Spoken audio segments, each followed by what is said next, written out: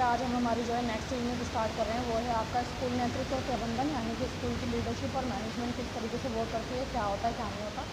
तो इससे रिगार्डिंग जितना भी ऑर्गेनाइजेशन वर्क करता है या इसके पीछे जितने भी एकेडमिक्स प्रिंसिपल्स होते हैं, सिद्धांत कौन कौन से हैं, तो ये क्या क्या उपाय हम कर सकते हैं या कौन सी चीज़ें एप्लीकेंटली चल रही हैं, उनके अंदर कौन कौन सी इम्प्रूवमेंट की नीड महसूस होती है, इन सारी चीज़ों के बारे में हम यहीं पर पढ़ेंगे। इसी यूनिट के बारे में आपको पढ़ना है, इसी यूनिट में पढ़ना है। तो सबसे पहला जो क्वेश्चन है वो यही है कि संस्कृति क्या होती है, संस्कृति पर जो है अलग से एक टिप्पणी लिखी।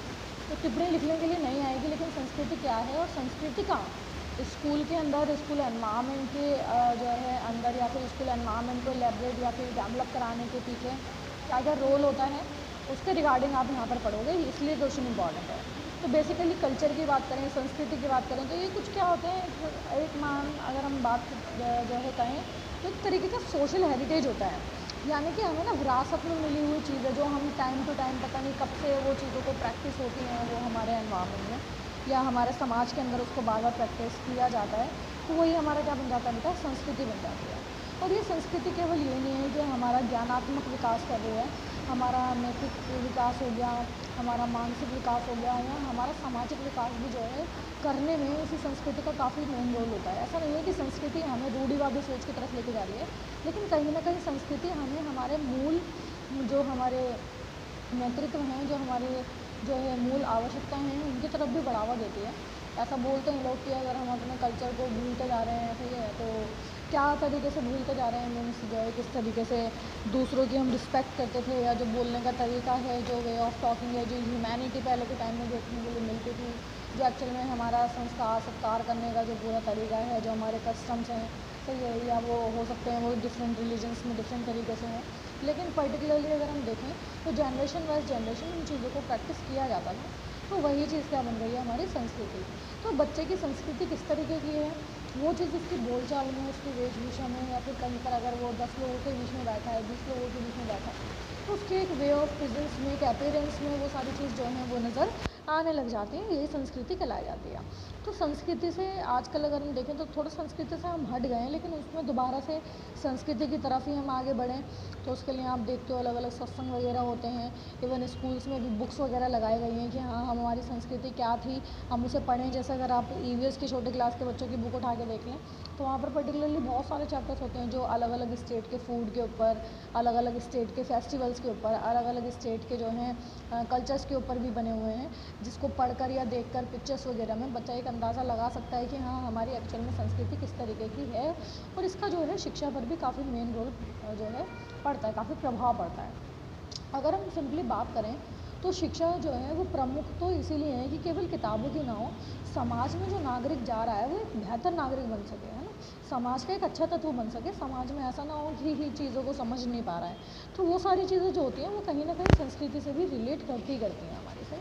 अगर हम बात करें बेसिकली तो संस्कृति विकास का उद्देश्य क्या है, मेन एम क्या है, कि अगर हम बच्चे में चाहते हैं कि वो अपनी संस्कृति को ठीक तरीके से समझ सके, तो वो क्या है, कह रहे हैं सांस्कृतिक विकास का उद्देश्य व्यक्ति को पार्श्विक वृत्तियों को त्यागने और श्रेष्ठ जो है चीज़ों को अपनाने के लिए प्रेरित करता है। संस्कृति को जब हम हमारी समझते हैं तो हमें पता लगता है कि हमें कौन सी चीज़ क्या करनी चाहिए और कौन सी चीज़ अडेप्ट करने पर हमारा फ़ायदा हो सकता है, या हम समाज के लिए थोड़ा बेहतर हो सकते हैं। हो सकता है कि हम समाज में सुधार कर लें, अपनी संस्कृति में रहते हुए भी हम समाज के अंदर सुधार कर सकते हैं अपने कल्चर को समझ के। ऐसा नहीं कि हमें वहाँ पर कल्चर त्याग करके वेस्टर्न कल्चर को अपनाना पड़ेगा तब जाकर हम हमारे समाज का विकास कर पाएंगे। तो पहला तो यही होता है। दूसरा क्या होता है, ये उद्देश्य व्यक्तियों में प्रेम, सहयोग, शिष्टाचार, शालीनता और कर्तव्य निष्ठा के प्रति जो है गुणों को उत्पन्न करता है। क्योंकि हमारी संस्कृति में सबसे ज़्यादा तो यही सिखाया जाता है कि एक दूसरे के साथ प्रेम भावना के साथ ही मिलें। ऐसा ना हो कि किसी से आपको बहुत ज़्यादा किलत है, या आप बहुत ज़्यादा जेलसी फील कर रहे हो, या आपको पसंद नहीं आ रहा है कि किस तरीके से बातचीत कर रहा है, क्या है, कैसा है। कह रहे संस्कृति व्यक्ति के हृदय और मस्तिष्क दोनों को शिक्षित करता है। ऑब्वियस ही बात है, एक संस्कृति ही एक ऐसी चीज़ होती है जो हमारे दिमाग को गंदा या बहुत बुरा या बहुत अच्छा बना सकती है। बस फ़र्क ये होता है कि हम हमारे कल्चर को किस तरीके से अपना रहे हैं, हमारी सोच कल्चर में से कौन सी ली जा रही है, हम हमारी संस्कृति में से ऐसे कौन से गुणों को अपनाना चाहते हैं, सही है, जो हमारे लिए फ़ायदेमंद हो। देखो हर तरीके का कल्चर ले लो, आज ले लो, आज से 100 साल पहले का ले लो, 200 साल पहले का ले लो, तो जितने साल पहले आप जाते चले जाओगे क्रिमिनल रेट्स आपको उतना कम नज़र आएगा। तो मतलब यानी कि पहले की जो हमारी संस्कृति थी, कहीं ना कहीं वो संस्कृति क्राइम रिपोर्ट के लिए या फिर क्राइम केसेस के लिए कम थी। वहाँ पर ऐसा तो नहीं है कितना कि लोग बहुत ज़्यादा क्राइम किया करते थे, चाहे लोगों के अधिकार बंधे हुए थे लेकिन क्रिमिनल रेट नहीं था, है ना। लोग एक दूसरे के साथ सद्भावना के साथ रहते थे, सही है। जैसे फॉर एग्जांपल अगर कोई आपदा आ जाए तो आज कोई भी एक परिवार किसी दूसरे परिवार की जल्दी से हेल्प करने के लिए तैयार नहीं होता, लेकिन पहले के टाइम में क्या होता था कि अगर आपके मोहल्ले में कोई बेचारा भूखा सो रहा है, कुछ हो रहा है, तो मोहल्ले वाले मिलके उसको खाना देना, उसकी सारी चिंताओं को दूर करना, ये सारी चीज़ें किया करते थे। अब ये सब कम होने लगा है, सही है। मन में से भी वो सांस्कृतिक भावना निकल गई है। आजकल के बच्चों को देख लो, रिस्पेक्ट नहीं करते। तो ये सारी चीज़ें इसी के अंदर आएंगी कि हमारे पूर्वजों ने हमें क्या दिया प्राचीन काल में, और हम क्या उस प्राचीन काल के रीति रिवाजों को आगे तक लेके जा रहे हैं या नहीं आ रहे। रीति रिवाज भी इसी में आता है बेटा, कस्टम्स भी जो है आपका संस्कृति का ही पार्ट होता है। तो अगर हम बात करें स्कूल संस्कृति, स्कूल कल्चर क्या होता है, तो पर्टिकुलर ना स्कूल के भी कुछ जो है अपने प्रिंसिपल्स होते हैं, कुछ कल्चर होते हैं, संस्कृति होती है। हर स्कूल की एक अलग संस्कृति होती है। आप कहीं कहीं जाओगे तो आपको राष्ट्रगान वगैरह सुबह प्रेयर में गाते हुए नजर आएंगे। कुछ लोग जो हैं वो गायत्री मंत्र वगैरह का भी प्रसारण करवाते हैं, सही है, उपचार करवाते हैं बच्चों से, सही है। कुछ लोग हैं मौन रहने के लिए भी बोलते हैं। कहीं पर योगा होता है, कहीं पर जीसस क्रिस्ट को ज़्यादा पूछा जाता है, सही है, जो सेंट मोरल ऐसे करके जो स्कूल होता है। तो ये सारी चीज़ें जो हैं ये स्कूल की संस्कृति पर ही देखने को मिलती हैं, मतलब स्कूल की एक तरीके की वो संस्कृति ही है। तो कह रहे स्कूल संस्कृति में अध्यापकों द्वारा अपनाए जाने वाली जो जितनी भी मूल धारणाएं होती हैं उन्हीं को हम जो है स्कूल संस्कृति के नाम से जानते हैं। कि स्कूल में जितने भी जो है टीचर्स हैं या आपका प्रिंसिपल है वो किस तरीके से आपके साथ बिहेव कर रहा है, एक पर्टिकुलर टाइम शेड्यूल जो आपके स्कूल का है वही आपकी क्या कहलाई जाती है, स्कूल संस्कृति कहलाई जाती है। किसी किसी स्कूल में आप देखोगे बहुत ज़्यादा फेमस होते हैं डिसिप्लिन के लिए, कि भाई यहाँ पर बहुत ज़्यादा डिसिप्लिन है, तो उनकी संस्कृति है। वहाँ का बच्चा अगर इस स्कूल में एडमिशन ले लेता है तो आधे से 1 साल के अंदर अंदर उसके अंदर भी वही सारी चीज़ें, वही सारे गुण आप देखने को मिलेंगे जो एक्चुअल में उस स्कूल की संस्कृति थी। तो मतलब जहाँ पर जैसा कल्चर होता है, जिस तरीके की चीज़ें होती हैं, बच्चा कहीं ना कहीं उनमें ढल जाता है। वो हो सकता है उस स्कूल के भौतिक संरचनाओं को लेकर हो, स्कूल के बनाने का एक पैटर्न हो। जैसे आप कहीं पर भी प्रतिभा स्कूल में चले जाओ तो प्रतिभा स्कूल ऑलमोस्ट सारे एक जैसे लगते हैं, आप अंदर घूमो सब बिल्डिंग के तौर पर तो सब एक जैसे लगेंगे, सही है। लेकिन अगर हम तरीका भी देखें, इवन स्कूल में एडमिशन कराने का तरीका देखें, केवीएस वगैरह का देखें, तो कुछ के एडमिशन का तरीका भी एक जैसा ही होता है। तो यही क्या कहलाया जाता है बेटा, आपका जो है स्कूल कल्चर कहलाया जाता है। जैसे कह रहे हैं स्कूल में अधिकांश बच्चों के साथ समायोजन की समस्या रहती है। प्राइमरी स्कूल में दाखिला कैसा करवाएं, बच्चों को स्कूल के वातावरण में अध्यापकों को इन सारी चीज़ों को जो है सीखना पड़ता है। बच्चा ग्रहण करता है, नए वातावरण में जाता है, ढलना शुरू करता है। तो कक्षा का जो वातावरण होता है मेनली 3 तरीके का होता है। सबसे पहला वातावरण होता है बेटा प्रजातांत्रिक वातावरण, यानी कि ऐसा जहाँ पर कक्षा में बच्चों को कुछ भी करने, कुछ भी बोलने की आज़ादी दी जाती है, सही है। बच्चा वहाँ बैठकर अपने विचारों को फ्रीली, इंडिपेंडेंटली, बिना किसी डर के बता सकता है, सीख सकता है, सिखा सकता है, आपस में सहयोग कर सकते हैं। कॉपरेशन बहुत ज़्यादा होता है उस टाइम पर। और जो दूसरी चीज़ है वो होता है बेटा निरंकुशवादी, यानी कि ऑथोरिटेरियन। कह रहे इस प्रकार के वातावरण के अंतर्गत कक्षा में अध्यापक ही सब कुछ होता है, और जो टीचर्स कहेंगे बच्चों को उसी के अकॉर्डिंग क्लासरूम में बैठना पड़ेगा, उसी के अकॉर्डिंग वो अपने क्वेश्चंस वगैरह पूछ सकते हैं। और तो बच्चे जो है ना ऐसे चीज़ों में जो है असमर्थ होते हैं। कह रहे हैं ऐसी परिस्थितियों में विद्यार्थी अध्यापक की अनुपस्थिति में कुछ भी कार्य में असमर्थ हो पाता है, वो टीचर्स के बिना कुछ नहीं कर पाता। और एक होता है स्वतंत्रतात्मक। स्वतंत्रतात्मक का मतलब है इसमें अध्यापक विद्यार्थियों को पूरी छूट दे देते हैं कि विद्यार्थियों के सुझाव को भी महत्व दिया जाता है। अगर स्टूडेंट्स कोई अपना न्यू थॉट बता रहे हैं, जैसे प्रजातांत्रिक में क्या है, ये तो है कि कुछ भी बोल सकते हैं, कुछ भी करने की स्वतंत्रता है, लेकिन इतना ज़्यादा जो है वहाँ पर अगर हम बात करें तो सहयोग तो होता है, लेकिन आपस में देखो इतने ज़्यादा मैत्रीपूर्ण संबंध नहीं होते प्रजातांत्रिक में। लेकिन जहाँ पर स्वतंत्र एनवायरनमेंट होगा, यानी कि इंडिपेंडेंट आपको वातावरण मिलेगा, वहाँ पर बच्चे ज़्यादा खुलते हुए नज़र आएंगे, और बच्चे काफ़ी हद तक इन चीज़ों को जो है सॉल्व करते हुए नजर आएंगे। बच्चों के विचार इतने ज़्यादा फ्रीली होंगे क्योंकि टीचर्स वहाँ रिस्पेक्ट कर रहा होगा बच्चों के थॉट्स की, उनकी चीज़ों की, तो वहाँ पर बच्चों को काफ़ी फ्रीली महसूस होता है। इस वजह से इसको बोलते हैं 3 तरीके का एनवायरनमेंट है। फिर आता है आपका बात नेतृत्व की। नेतृत्व का मतलब सिंपल सा ये है कि भैया मैनेज कौन करेगा, कौन लीडरशिप कर रहा है, आगे खड़ा कौन होगा। जी भाई मैं हूँ क्लास में, मॉनिटर बना देते हैं, तो मॉनिटर करता क्या है, मॉनिटर लीडर है, उसके अंदर जो भावना है वो नेतृत्व करने की भावना है, लीडरशिप की भावना है उसके अंदर, सही है। तो लीडरशिप होता है, ये कहीं पर भी हो सकता है बेटा, ऐसा नहीं है कि लीडरशिप आपको स्कूल में या पर्टिकुलर किसी इंस्टीट्यूट वगैरह के इंस्टीट्यूशन में देखने के लिए मिलेगा। कि लीडरशिप की भावना आप कहीं पर भी देख सकते हैं बेटा, समाज में देख सकते हैं, देश के प्रति देख सकते हो। इवन हमारे कितने पॉलिटिकल जो पार्टीज़ के जो पॉलिटिशियंस होते हैं वो सब नेतृत्व कर रहे होते हैं, अपने अपने पार्टियों का नेतृत्व तो कर रहे हैं। तो अगर आपको बोल दो आपकी भाई क्लास में अब अवार्ड मिलेगा जिसकी क्लास सबसे ज़्यादा डिसिप्लिन में रहती है, तो देखो हर मॉनिटर अपनी क्लास को डिसिप्लिन में बनाए रखने की कोशिश पूरी करता है। तो वहाँ पर वो कर क्या रहा है, लीडरशिप कर रहा है, वो लीडर है उसमें आपकी क्लास का। वो अच्छा बुरा देख कर के किस तरीके से हमारे क्लास को श्रेष्ठ बना सकते हैं, हम कैसे बनाएंगे सबसे बेस्ट क्लास को, किस तरीके से हमें अवार्ड दिलाने। तो बहुत सारे उसके ऊपर जो है अगर हम बात करें तो रिस्पॉन्सिबिलिटीज़ होती हैं। अगर आप एक नेता हैं तो आपका बिहेवियर जैसा होगा, क्लास में उसी तरीके से बातचीत करेंगे। एग्जाम्पल ले लो, अगर मान लो किसी क्लास में हम मॉनिटर बना रहे हैं, हमने बना दिया सबसे हुदंग बच्चे को, जो सबसे ज़्यादा शैतान है। अब वो जो सबसे ज़्यादा शैतान है तो वो पता है नेता बनने के बाद भी, मॉनिटर बनने के बाद आप कभी भी देखना उसकी शैतानियाँ कम हो जाती हैं, बढ़ती नहीं है उसकी शैतानियाँ। इसलिए कम हो जाते हैं कि वो शैतानी करेगा तो क्लास के बच्चे उसे देखकर और ज़्यादा शैतानी करेंगे कि भाई हमारा तो मॉनिटर ही ऐसा है, तो क्लास कितनी बदतमीज़ होगी फ्यूचर। तो इसलिए ज़्यादातर टीचर सोचते हैं या तो बहुत जो सुलझे हुए बच्चे होते हैं उन्हें मॉनिटर बनाया जाता है, नहीं तो एक शैतान बच्चे को तो डेफिनेटली मॉनिटर बनाया जाता है। अगर किसी की शैतानी कम करनी है तो उसे क्लास का लीडर बनाते हैं। जब उस पर रिस्पॉन्सिबिलिटी आएगी, जब वो नेतृत्व करना शुरू करेगा, अपने आप उसकी शैतानियाँ खत्म हो जाती हैं। ये बेस्ट तरीका होता है, सही है। नेक्स्ट है नेतृत्व के प्रकार, वर्गीकरणशील में कितने तरीके का नेतृत्व हो सकता है। तो कह रहे हैं अगर हम बात करें विभिन्न विद्वानों द्वारा नेतृत्व का वर्गीकरण, सबसे पहला होता है प्रत्यक्ष और अप्रत्यक्ष वाला। सही है, तो ये टाइप्स है, मैं आपको टाइप्स क्लियरली समझा देती हूँ यहाँ पर। तो सबसे पहला होता है बेटा प्रत्यक्ष और अप्रत्यक्ष नेतृत्व, यानी कि प्रत्यक्ष नेतृत्व नेता का अपने समूह के सदस्यों को प्रत्यक्ष संबंध होता है, अतः वह उनकी समस्याओं को निकटता से जानता है और उनका समाधान भी खुद ही करता है, किसी और की इन्वॉल्वमेंट नहीं होती। अप्रत्यक्ष क्या होता है कि वह अपने अनुयायियों के साथ प्रत्यक्ष संबंध नहीं होता, वह केवल अपने विचारों को उन पर प्रभावित करता है। इसी प्रकार का नेतृत्व जैसे लेखक हो सकते हैं, विचारक हो सकते हैं, तो ये ऐसी सारी चीज़ों में आएंगे। फिर होता है आपका सापेक्षी और वैज्ञानिक नेतृत्व, सही साइंटिफिक भी हो सकता है जी। यानी सापेक्षिक नेता अपने अनुयायियों का पक्ष लेता हुआ दूसरों के सामने उनकी अच्छाइयों की बातें करते हैं, बुराइयों को छुपाते हैं, सही है। सही है, पार्टीशन हो सकता है, जो बुराइयों को छुपाएंगे, समर्थक होंगे तो भी बुराई को जो है नेगलेक्ट करने की कोशिश करेंगे, सही है। अच्छाई दोनों की चर्चा करते हैं, सही है। इसमें अगर हम बात करें, कह रहे हैं वैज्ञानिक नेतृत्व जो होता है उसमें समर्थकों की बुराई और अच्छाई दोनों की जाती है, सही है। सपक्षी में नहीं की जाती, सपक्षी का मतलब क्या है, एक पक्ष लेके बैठ जाएंगे, सही। नेक्स्ट होता है आपका सामाजिक अधिशासी और मानसिक नेतृत्व, सही है। सामाजिक नेतृत्व में नेता सामाजिक कार्यों को ज़्यादा महत्व देगा, इसके अलावा उसके अपने गुण क्या हैं, वो अपने क्या कार्य कर रहा है उस पर उतना ध्यान नहीं होता, उसको उतना महत्व नहीं देता। मानसिक नेतृत्व की अगर हम बात करें तो उसमें अच्छे कार्य करने के साथ साथ जो है नेता एकांत भी चाहता है, बहुत ज़्यादा सुलझा हुआ होता है इस केस में। इस केस में जो लीडर होगा आपका वो बहुत ज़्यादा क्या होगा बेटा, सुलझा हुआ होगा, और वो चीज़ों को सही करने की कोशिश जब तक रखेगा कहीं ना कहीं कि हाँ भाई समाज में ऐसी चीज़ें ना उत्पन्न हो जिससे किसी को प्रॉब्लम हो या फिर कोई इंसान जो है खुश ना रहे। फिर होते हैं स्वेच्छाचारी, पैतृक और प्रजातांत्रिक नेतृत्व।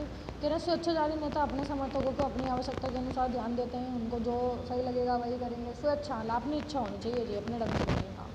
पैतृक नेतृत्व में जो है नेता अपने समर्थकों को अपने बालकों की तरह ही समझते हैं और उनकी सुख सुविधाएं, उनकी कठिनाइयाँ, उनको जो प्रॉब्लम फेस करने के लिए आ रही हैं उन सारी चीज़ों को भी जो है वो सॉल्व करते हुए जाते हैं।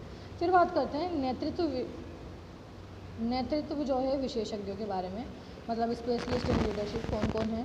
तो नफ़े का वर्गीकरण अगर हम देखें तो स्थिर नेतृत्व होता है और गतिशील नेतृत्व होता है। स्थिर का मतलब क्या होता है कि नेता के विचार, रुचियाँ, गुण ये सब स्थिर होती हैं और स्थायी रूप से पाई जाती हैं। अगर आज नेता आज ऐसा है, लीडरशिप आज वो इस तरीके से कर रहा है, नेतृत्व संभाल रहा है, आज से 10 साल बाद संभालने का तरीका भी उसका वही होगा। गतिशील में क्या होता है कि माहौल के हिसाब से, वक्त के हिसाब से उसकी अपनी स्ट्रेटेजीज, अपने कार्य जो है निरंतर बदलते रहते हैं।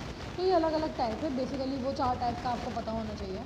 अब अगर हम देखें तो क्लीम्बियम का वर्गीकरण क्या है, तो राजनीतिक स्वामी हो सकते हैं, नौकरशाह हो सकते हैं, सही है, कूटनीतिक वाले हो सकते हैं, डिप्लोमेटिक जिसे बोलते हैं, भाई जैसा सामने होगा उसके हिसाब से उसको जवाब देंगे, तरह जवाब नहीं देंगे। तो अलग अलग वर्गीकरण है, वर्गीकरण हमें पता होना चाहिए, सही है। तो नेताओं और उनके अनुयायियों के संपर्क में आधार में जो है वर्गीकरण किया हुआ है। तो ये वाला हम पढ़ लेते हैं, विभिन्न आधारों का नेतृत्व, विभिन्न आधारों पर कैसे करें। अभी तक आधार नहीं था, बेसिस नहीं था, बेसिक के ऊपर कर रहे हैं कि कौन सा होता है। तो सबसे पहला अगर हम देखें नेता और अनुयायी के संपर्क के आधार पर वर्गीकरण, सही है, कि नेता और उनके साथ साथ जो उनके समर्थक हैं उसके अकॉर्डिंग कैसे कैसे होते हैं। तो सबसे पहले होते हैं बेटा संस्थात्मक नेता, इंस्टीट्यूशनल लीडर्स हो सकते हैं, जैसे कि मॉनिटर वगैरह मैंने आपको भी बताया था, सही, किसी संस्था या फिर उसके प्रतिनिधि पद पर आसीन हो सकते हैं। देश का राष्ट्रपति हो सकता है, स्कूल का मुख्य अध्यापक हो सकता है, प्रिंसिपल हो सकता है। ये सब जो लीडर होते हैं वो संस्थापक होते हैं, सही है। हृदयग्राही नेता, सही है, जो दिल से काम करते हैं, अपने प्रजा के प्रति बहुत ज़्यादा प्रिय होते हैं, प्रेम भावना उनकी बनी होती है। शासक वृत्ति वाले, जो केवल और केवल रूल करने के लिए आए हैं, डोमिनेंट नेचर होता है, समस्याओं का पूर्ण समाधान करेंगे, उन्हें सब कुछ परफेक्टली चाहिए होती है।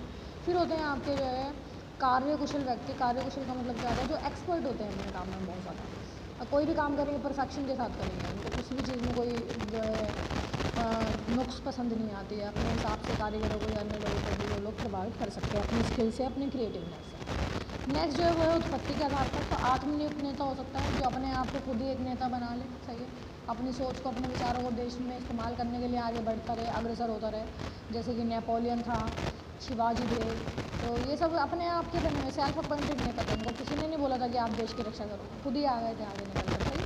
कितने समूहयुक्त नेता हो सकते हैं, किसी ग्रुप ने पर्टिकुलरली किसी को बना दिया नेता, तो ऐसा हो सकता है। जैसे ग्रुप लीडर जिसे हम बेसिकली मानते हैं। अधिशासी द्वारा नियुक्त नेता होते हैं, सही है, जिनको जो है अगर हम बात करें जिन नेताओं को जो है नियुक्ति अधिशासी द्वारा होती है उन्हें अधिशासी नियुक्त नेता कहते हैं। जैसे कि ज़िला न्यायाधीश हो गए, जज हो गए, ये सब जो होते हैं ये अलग अलग तरीके के होते हैं। तो बेटे काफ़ी सारे ना इसमें टाइप्स हैं, आप इन टाइप्स को पढ़ें, इसमें से अगर कुछ समझ नहीं आया तो मुझसे पूछें। तो नेताओं के मुख्य कार्य और गुणात्मक विशेषताएं लिखी हुई हैं, उस पर अब हम ध्यान लगाएंगे कि इनकी विशेषताएं एक्चुअल में क्या होती हैं, नेता के कार्य क्या होता है। सबसे पहले तो कार्यों के बारे में आएंगे। तो सबसे पहला कार्य होता है बेटा प्रबंधकारी कार्य। प्रबंधकारी का मतलब होता है कि किस तरीके से कौन सी गाइडलाइंस को फॉलो करवाना है, नियम कानून बनाने हैं, या कैसे किसी तरीके को ठीक कर सकते हैं, क्लासरूम में मैनेज कैसे करना है, तो ये संबंध किस तरीके से लोगों के बीच में प्रबंध करना है, मैनेज कैसे करना है सारी चीज़ों को। तो ये पहला फंक्शन होता है। दूसरा फंक्शन होता है योजना निर्माण का। अगर मान लें कि टीचर बोल के चला जाए भाई मुझे तो कल तक सबकी कॉपीज चेक चाहिए, तो कैसे, और सबकी काम पूरा होना चाहिए, जिनका काम पूरा नहीं होना है मॉनिटर तुम्हारी जिम्मेदारी है जी, काम पूरा करो। तो इस तरीके से उनका सबसे दूसरी चीज़ यही होती है कि योजना भी किस तरीके से प्लानिंग करें, नीतियों को निर्धारण करना भी उनका काम होता है कि कैसे। मॉनिटर ये डिसाइड करा पाता है बेटे, मॉनिटर को बहुत सोचता है, मॉनिटर की बहुत रिस्पॉन्सिबिलिटी होती है। कोई भी नेता होगा तो बहुत ज़्यादा रिस्पॉन्सिबिलिटी होती है कि किस तरीके से मैनेज करूँ, कौन सी प्लानिंग करूँ, फिर उस प्लानिंग के बाद उसे एग्जीक्यूट कैसे करूँ, अप्लाई कैसे करवाऊँ, अगर कोई नुक्स देखने के मिल रहे तो दोबारा से किस तरीके से चेंज कर सकते हैं। पॉलिसी मेकर भी होते हैं, विशेषज्ञों का भी कार्य करते हैं, रिसर्च भी करते हैं वो किस तरीके से कौन सी चीज़ हो सकती हैं, पुरस्कार देना, दंड देना। जैसे पता होता है कि मॉनिटर को कह के चले जाता है भाई क्लास में से आवाज़ नहीं आए, तो मॉनिटर तुरंत में क्या करता है, खड़ा कर देगा हाथ ऊपर करके, है ना। बचपन में कभी आपके साथ भी हुआ होगा, सही है। आदर्श व्यक्तित्व का स्वामी भी होता है जी, उसके जो रूल्स होते हैं, उसके जो नैतिक मूल्य होते हैं वो काफ़ी अच्छे होते हैं। बलिदान का बकरा होता है जी, बेचारा मॉनिटर के दोस्त हैं या क्लास भैया रो गई है सामने, भैया आज मत कहो मैम से, हम तो उसके बाद कुछ नहीं करेंगे। तो ऐसी चीज़ों में जो है लीडर के काफ़ी मतलब पिता के समान ही होता है एक तरीके का लीडर। मतलब आप ये मान सकते हो अपने जो है सबसे पहले पेरेंट्स आते हैं, फिर टीचर्स आते हैं, उसके बाद जो है बेटा लीडर ही आता है आपका, आप जिसको भी नेता चुन रहे हैं। नेक्स्ट होता है गुण क्या होते हैं। शारीरिक गुण क्या होगा, स्वास्थ्य अच्छा होना चाहिए, फुर्ती होनी चाहिए, एक्टिव होना चाहिए। अब लीडर ऐसा तो बनाओगे ना झुक झुक के रेंग रेंग के चल रहे हैं, है ना, उससे खुद काम नहीं हो रहे। तो बुद्धि इंटेलिजेंस लेवल भी अच्छा होना चाहिए, सेल्फ कॉन्फिडेंस उसका अच्छा होना चाहिए, और लीडरशिप की भावना होनी चाहिए बेटा, उसके अंदर नेतृत्व करने की भावना होनी चाहिए। अगर उसके पास बेटा भावना नहीं होगी ना नेतृत्व करने की, सही है, लीडरशिप की भावना नहीं होगी ना उसके अंदर, तो किसी तरीके से वो लीडर नहीं बन सकता। सही है, संकल्प शक्ति का होना बहुत ज़्यादा ज़रूरी है। भाई लीडर बनते हैं तो एक आपके मन में एक ऐसी भावना होनी चाहिए कि हाँ भाई अगर मैं लीडर बन रहा हूँ तो मैं सारी चीज़ें कर दूँगा ईजिली। फिर होना चाहिए सामाजिक और मिलनसारिता होनी चाहिए उसके अंदर, मिलनसार होना चाहिए, ऐसा ना हो जी एटीट्यूड में बैठा हो, किसी से मिलेगा ही नहीं, कुछ कहेगा नहीं।